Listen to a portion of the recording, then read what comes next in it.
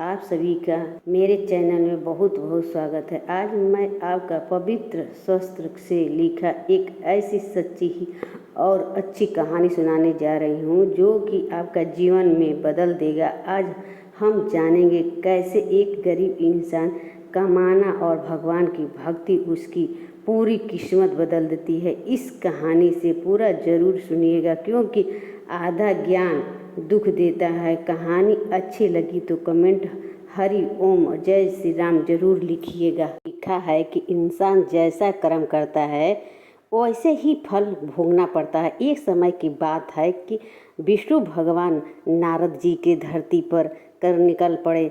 चलते चलते एक गांव में पहुँचे।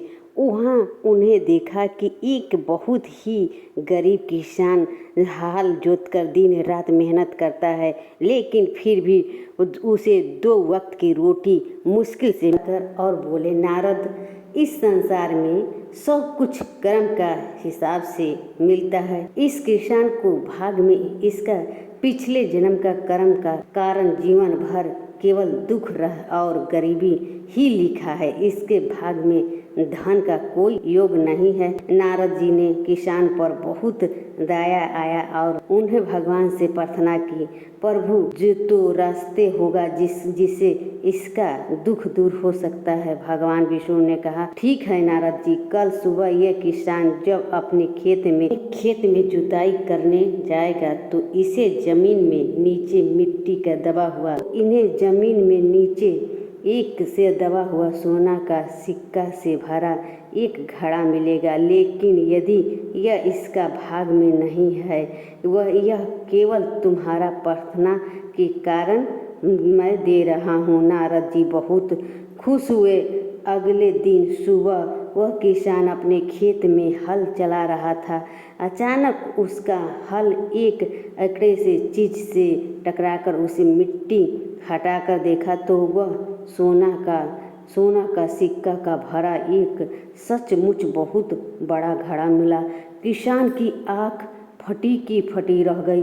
उसने आसमान की तरफ हाथ जोड़कर और रोते हुए बोला, नारायण, आपने मेरी गरीबी सुन ली। वह वो घड़े को लेकर अपने घर गया। लेकिन दीदी दोस्तों, एक नियम देखी है, उसे गरीब किसान का मन मुश्किल व्याकुल साफ था। उसने सोचा कि अगर यह धन अचानक मुझे मिला है तो इसमें मेरा हक नहीं है, यह तो भगवान का कृपा है, इसीलिए उपयोग दूसरे को भलाई में होना चाहिए। उसने उस धन से अपने लिए कोई महल नहीं बनाया। उसने धन से पूरा गांव के लिए एक सुंदर कुआं खोदवाकर ताकि किसी को पानी का दिक्कत ना हो। भूखे के लिए अनाज खुलवाया जहां रोज गरीब को भोजन मिल सकता। एक सुंदर छोटी सी ठाकुर जी का मंदिर बनवाया।